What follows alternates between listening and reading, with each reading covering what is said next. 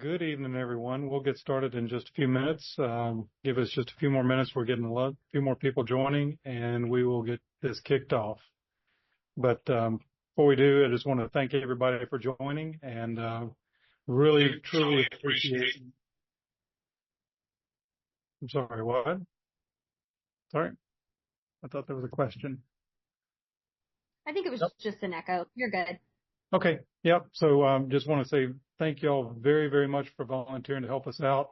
We could not possibly put this event on without your help. So from everybody in the organization, we really do appreciate all that you're doing for us.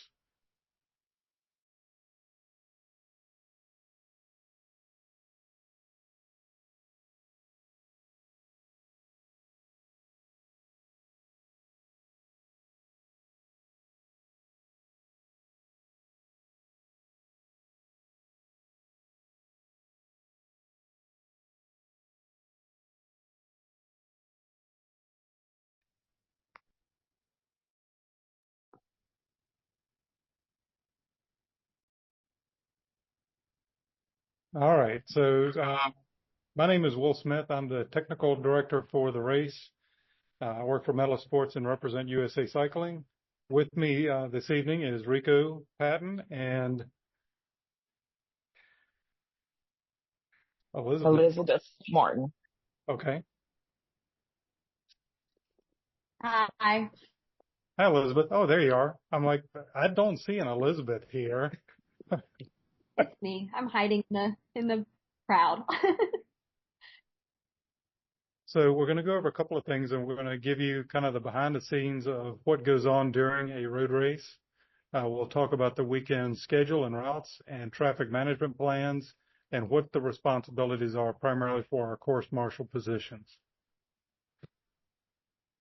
So when we say this is the United States Professional Road Cycling Championship, it is exactly that. It is the national championship for professional cycling in road category.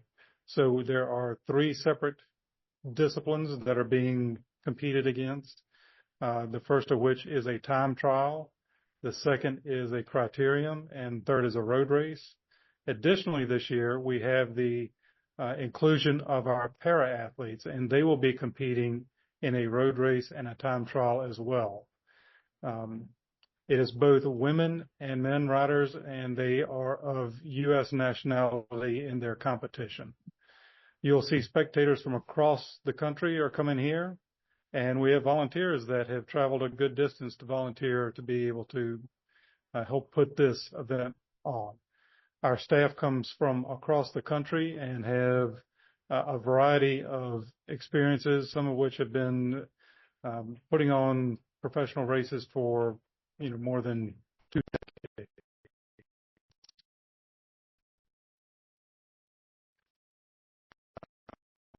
There are a number of vehicles that will be on course that we want you to be aware of that are supposed to be on course. And we'll talk about our medical staff. So again, I just mentioned this, so that the time trial, just to go in a little more detail, the time trial is exactly what it implies. It is a race against the clock. Individual athletes are started and they race a fixed course against the clock with no assistance from external teammates. And the person who completes that course in the fastest amount of time or shortest time is the winner. The criterium is an entirely different style of. Is there any audio? Unfortunately, there is no audio, I don't think, in the presentation. It's just me and Carly and Rico talking to you throughout the evening. Yeah,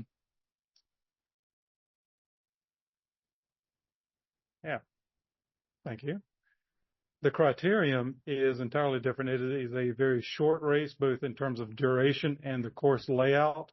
And I equate it in terms of a NASCAR experience. It is like the Bristol Motor Speedway of professional cycling. It is very, very fast race on a short course with a lot of racers packed into a very tight, confined course.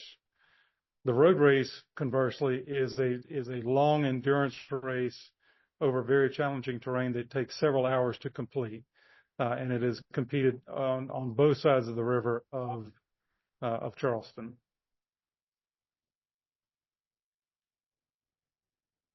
So here's our schedule. We have paracycling beginning on Monday, and that begins at 9 a.m. We'll have two races on Monday, one that starts at 9 and one that starts at 11, and there's multiple categories in each of those races. On Tuesday, we begin with the time trial, the individual time trial, and that will have our junior athletes. So athletes that are 17 and 18 years old, both women and men, will start their time trial at 9 a.m., followed by all of our para categories. We should be done fairly early in the afternoon on Tuesday. On Wednesday, we have our elite and U23 fields. So for our U23, those are athletes that are between 19 and 23 years old on their racing age for the year. And then the elite fields are athletes that are beyond that. Now, there may be a few U23 athletes that are competing in the elite field in that they are trying to win the elite jersey. On Thursday, we begin with our criterium, and we will have road closures beginning at 5 p.m., and we will start with junior women at 6:30 p.m. downtown crit course, followed by men juniors, women U23, and then finishing up the night with the men U23 at 9:50 p.m. start time. We'll be finishing fairly close to midnight on Thursday night. On Friday, now this is a change from what you have here. The para hand cycle relay has been canceled. We don't have anybody registered for that event, so we are moving the women's elite race to 6:30 p.m. and the men's elite race will start at 8 p.m. and we will finish at 9:30 p.m. that night. On Saturday, we start with our road racing with the women's U23 and men's U23 road races. On Sunday, we have our junior races starting at 8 a.m. And then we finish on Monday with our elite fields beginning at 8 a.m. and 1 p.m. respectively for women and men elite.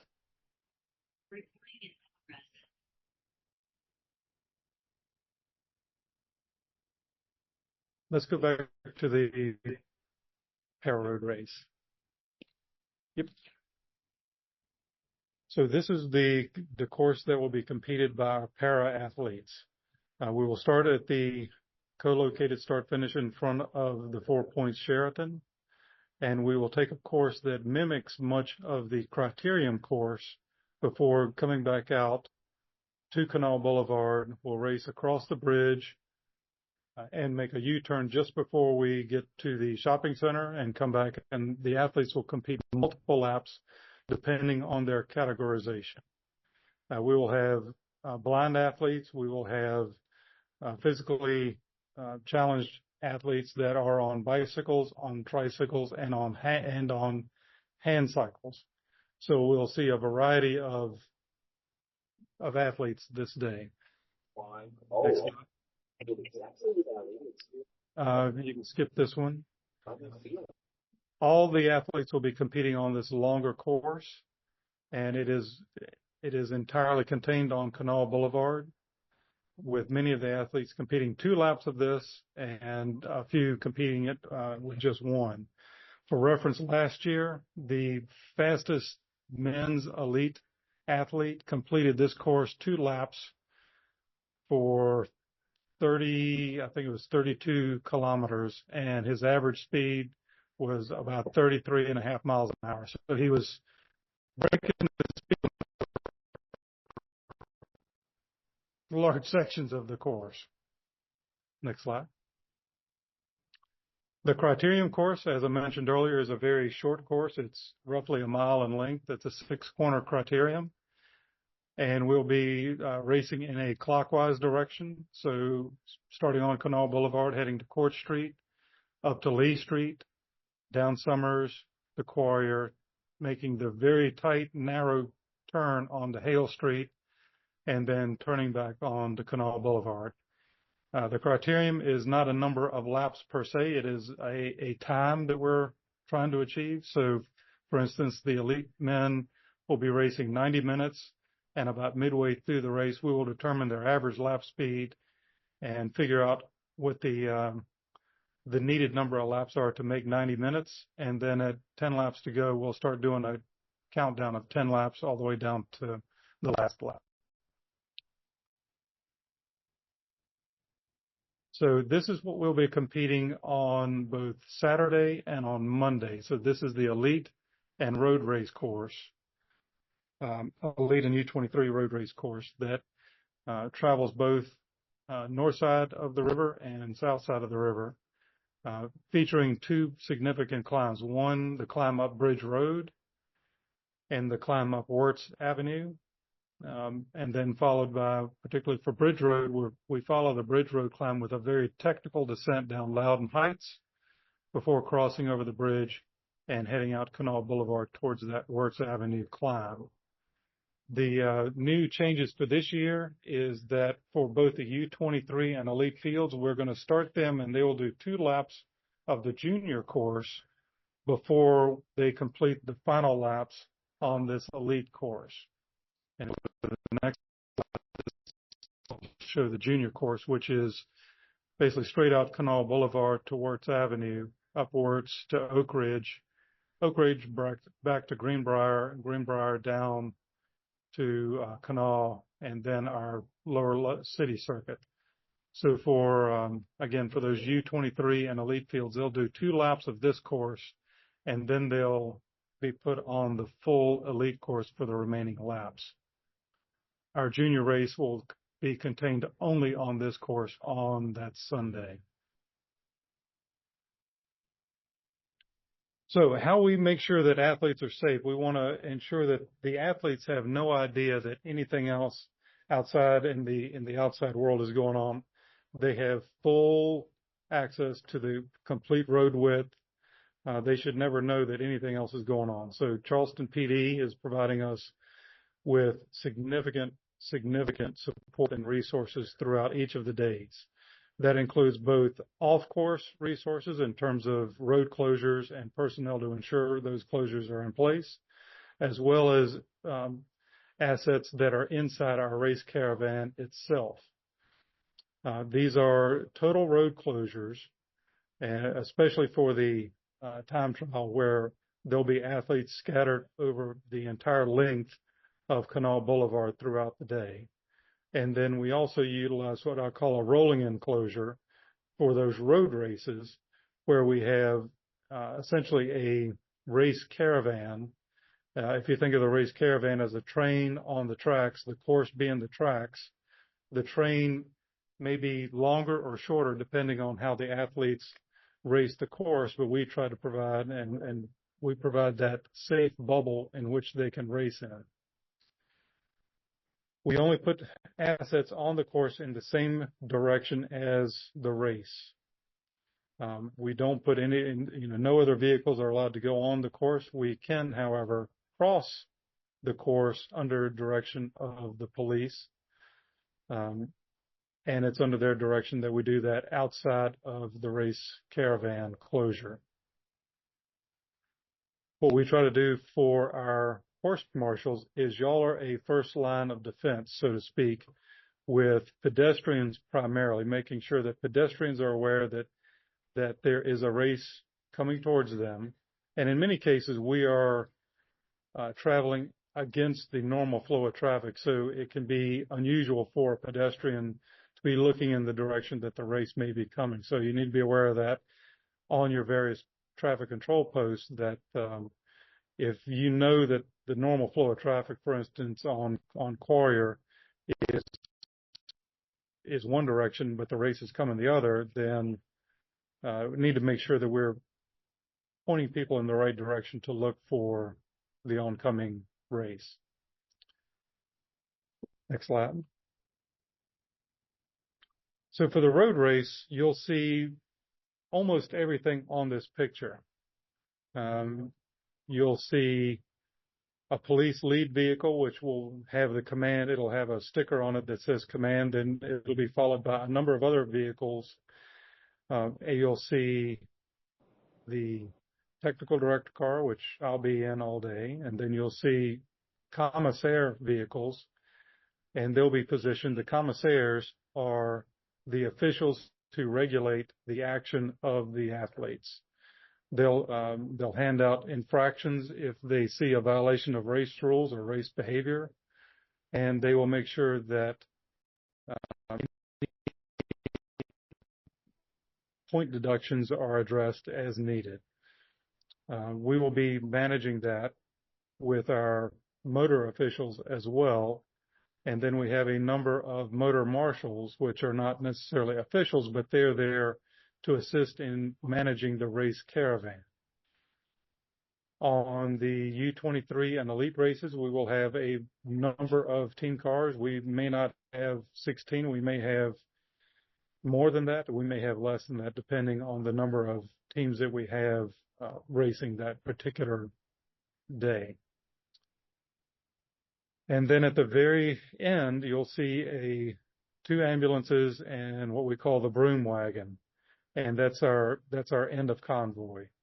And so after the end of convoy passes, that's where we can flow traffic across the course. We can flow pedestrians across the course safely. And especially for the road race, it may be 20, 30, 40 minutes before the race comes back to that given point again. So it allows us to move the public pretty easily during that time gap.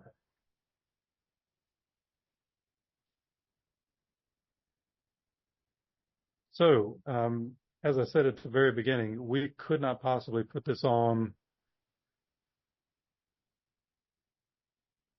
Can someone remind the lead car during the crit to actually lead the racers? Hold on, I like this comment.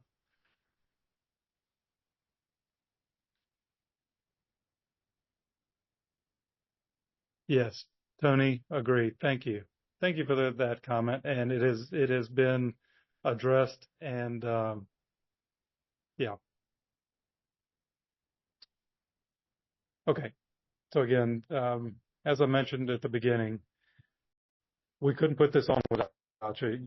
Y'all are covering so many positions and helping us out. I truly appreciate it. And in many cases, y'all will be the only person from the race that a spectator may encounter. And while they may expect you to know everything, like race times, how fast they're going, who's in the lead, where's so-and-so rider, do the best you can, interact with them in a polite and professional way. Now, while you're not a spokesperson for the race, but you are definitely you are an ambassador for not only the race, but the city of Charleston. Don't be afraid to ask for help. We have a chief course marshal, which is going to be making multiple laps throughout the race. Now that the sun is down, I'm going to turn on my video because I'm going to share with you. Yes, the end of convoy car will be marked. It will be marked as end of convoy, and it'll be orange with black lettering. So if you do have a question on your post, you'll see our chief course marshal, which again will be a vehicle that has course marshal across the very, very top windshield. If you're waving your hand, they will never know that you want to ask them a question. Ridiculously, and I'll readily admit this is a ridiculous thing to do, but if you sit here and you put your hand on your head like so, this doesn't mean I'm a little teapot. It means I have a question and to stop and talk to me.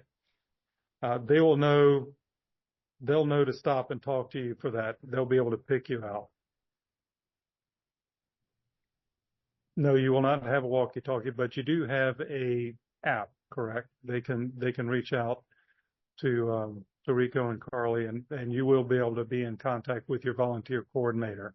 So between your volunteer coordinator and those course marshals that are circulating, we should be able to address any questions that comes up relatively quickly. Next slide.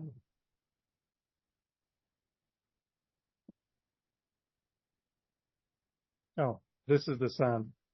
Putting your hand on your head, pointing your fingers at the top of your head and making I'm a little teapot type motion.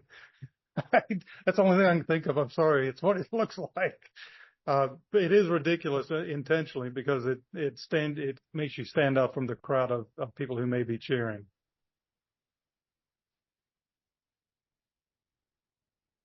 All right, next slide.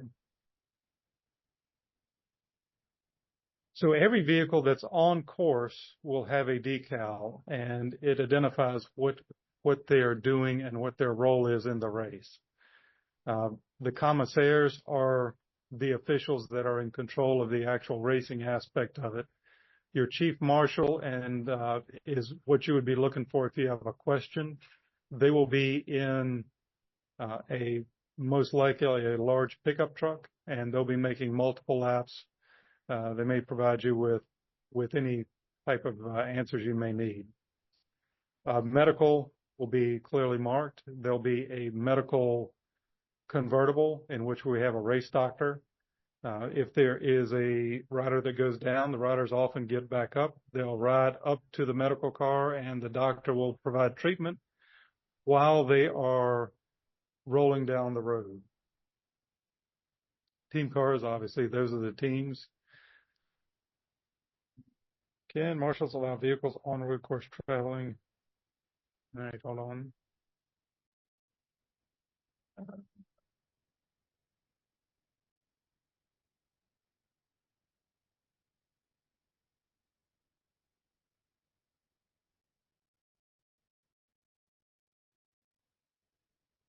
Will the hill loops be one way in the direction of the racers if there are large gaps between racers? Yes, we're always want to have it one way in the direction of the race course. And the only time that we would put traffic in if there is a massive gap, and that would be only under police control. Ideally, once the lead vehicle gets there, which is the command car, everything will be shut down, and it'll remain shut down until after the passage of the end of caravan, at which time then they'll be able to flow, and there may be some traffic going in the normal flow of traffic. So there may be the opposite direction of the race after the end of caravan. And marshals allow vehicles on the road course traveling with the race after the convoy passes.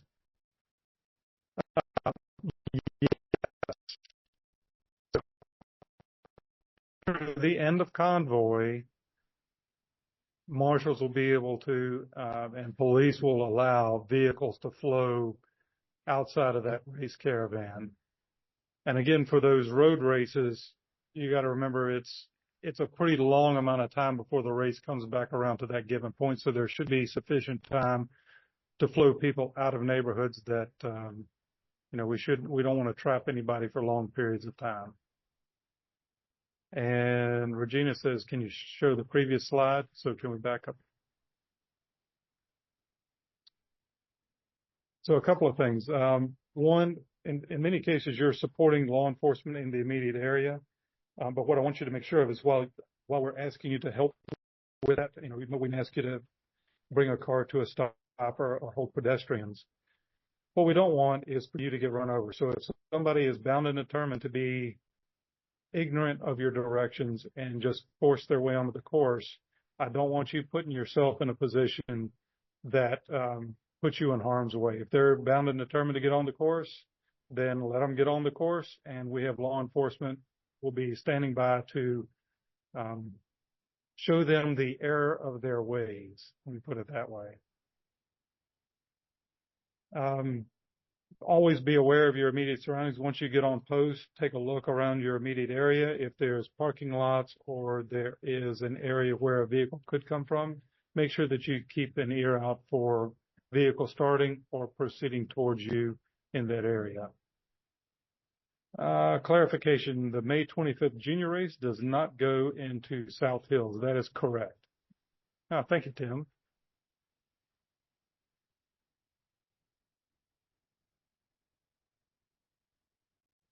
All right, next slide.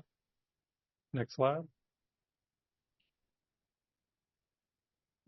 How fast is each lap? And that is one that's going to depend greatly on the type of race.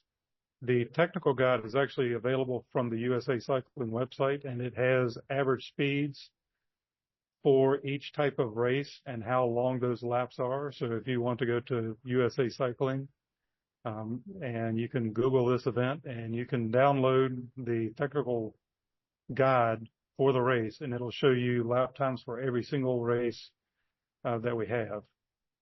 The start finish times again are published in our race schedule. How can I get into the hospitality tent? Well, you better know Tim or know somebody at the LOC to be able to get in there. Where can I get an autograph? The thing that is truly great about this sport is that the athletes are very, very approachable. Either before the race is the most ideal. After the race, they're generally pretty tired and fatigued, but you may be able to get an autograph there. So pre-start on Canal Boulevard is a great location for autographs. And can I cross the street? Yes, you can, but only when we tell you can cross the street, and it's primarily for the safety of the pedestrian. The cyclists are going in many cases in excess of 30 miles an hour. So having someone get hit at 30 miles an hour is never a good thing. Where is a good place to see the race? And it's basically everywhere in Charleston is a great place to see the race. Obviously, there are certain better places than others. The Climb Up Bridge Road is a good place to see riders suffer significantly. Everywhere on the downtown Criterium is going to be a fantastic place to watch the race. How fast are they going? In many cases, they'll be going in excess of 30 plus miles an hour on level ground. Coming on the descents, they're probably hitting 60 miles an hour, thereabouts. Particularly as they're on Greenbrier, they have a long lead-in off of Oak Ridge and down Greenbrier, so they're hitting upwards of 60 miles an hour. And then all the starts and all the finishes are on Canal Boulevard, again, in front of the Four Points Sheraton. Who are you and why can't I get out of my driveway is one of my favorites. You can get out of your driveway, but just give us a few minutes to help you do so safely so that you're not impeded. And you are a volunteer helping with the management of the race. Next. Okay. Rico and Carl, this is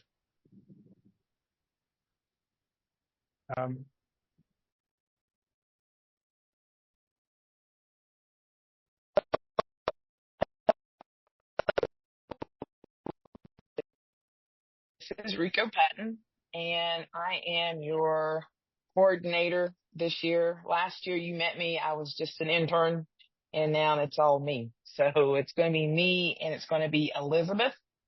She goes by Liz. She's on here, but she's going to be my assistant. Carly has been my IT person. So first off, I want to thank you guys for being patient with us. We are trying a new system called Volunteer Local, and they have been very, very, very helpful. And so we're trying to streamline this so that we don't have to give you paper. We are trying to do everything digital on your phone through emails or text. So we are going to tag team this all together throughout all of the next week. So for questions, or if you have any questions or concern, you can always text or email me. My telephone number is 304-553-3239. The emails,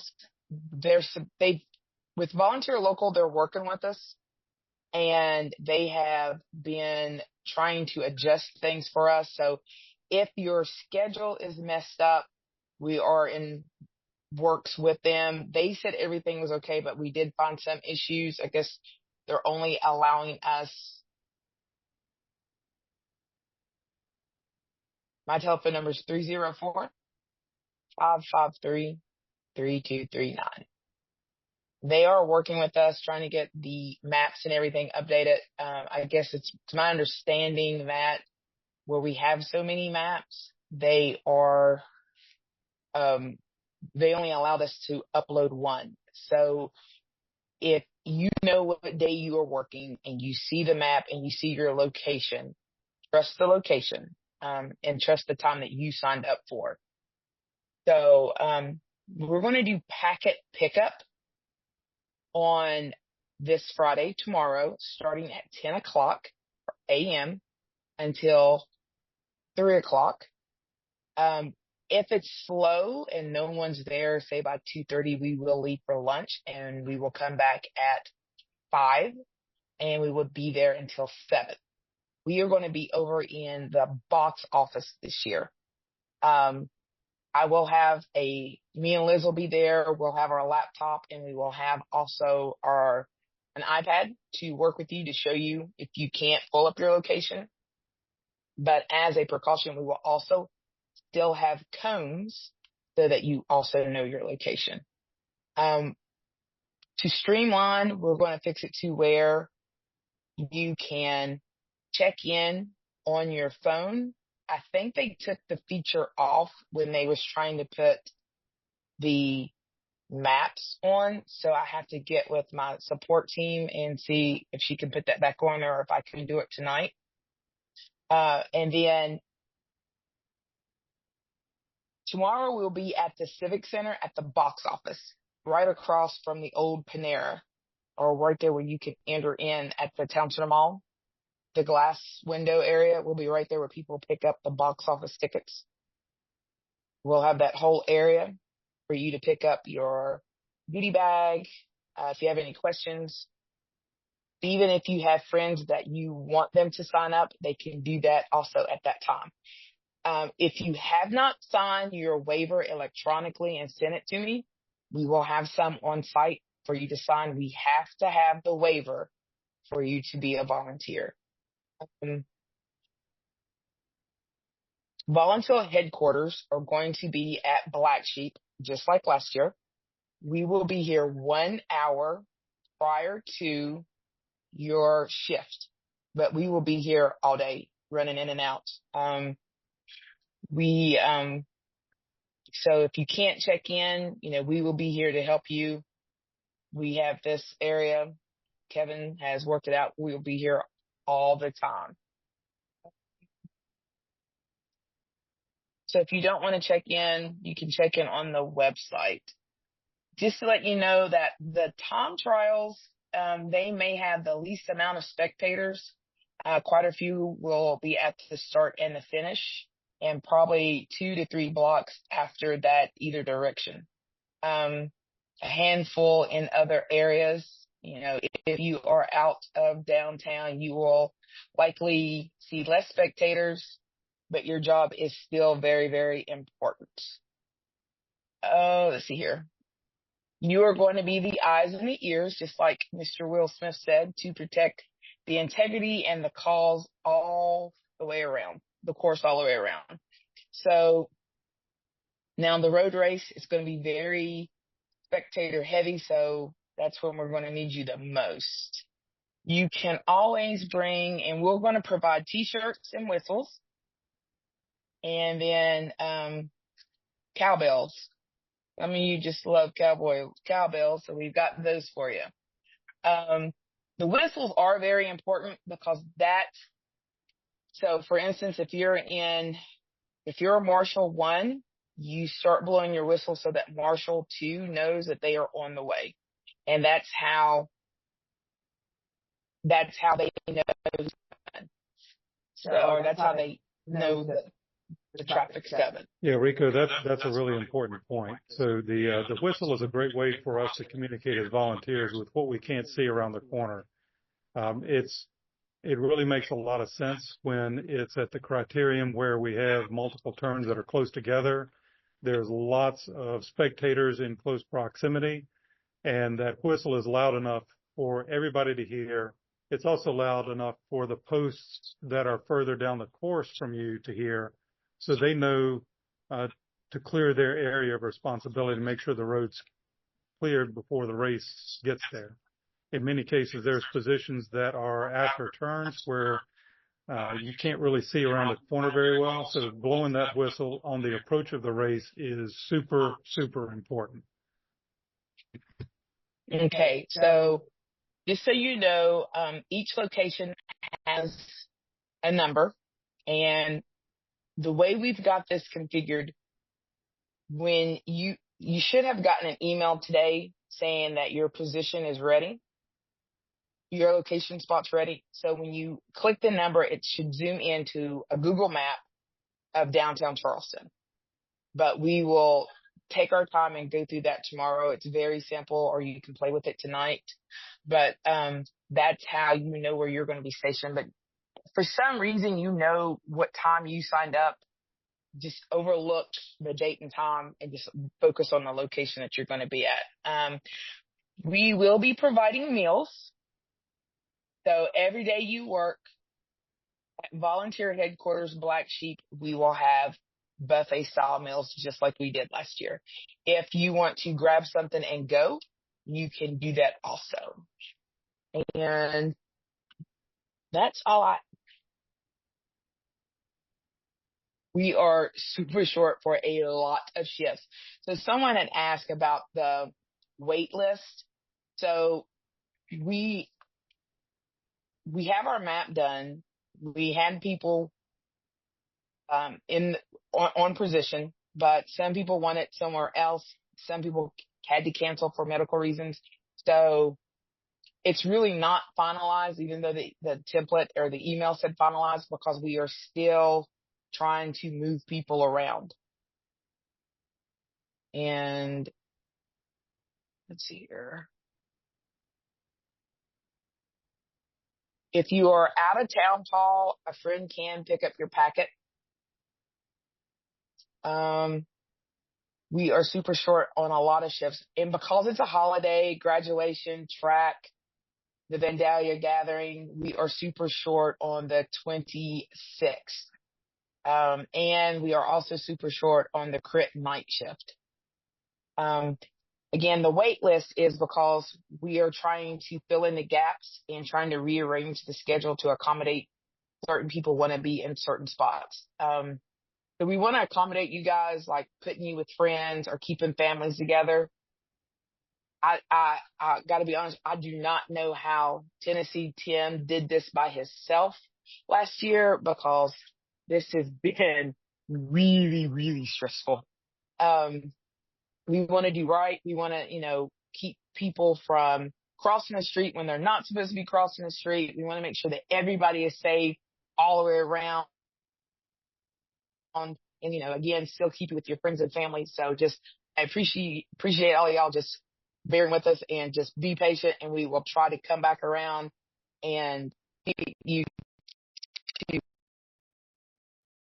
where you need to be.